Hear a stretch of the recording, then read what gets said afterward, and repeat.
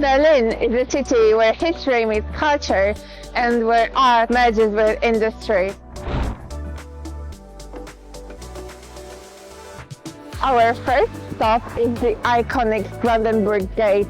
Built in the end of 18th century, now it's considered first in Berlin revival's Greek building. When the Great Wall fell, 100,000 people gathered here for the opening of the gate on the 22nd of December 1989. Today, more than any other monument in Berlin, the Brandenburg Gate symbolizes a reunited Berlin. From our EIT campus, you can easily reach the gate in 40 minutes.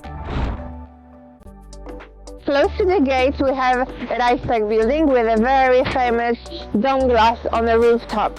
This is the seat of the German parliament, the Bundestag. In Second World War, the building was severely damaged.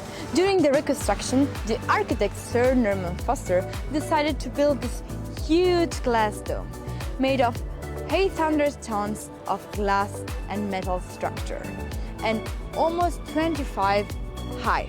You can also book for free a ticket for the rooftop and see the astonishing view of Berlin from the glass dome.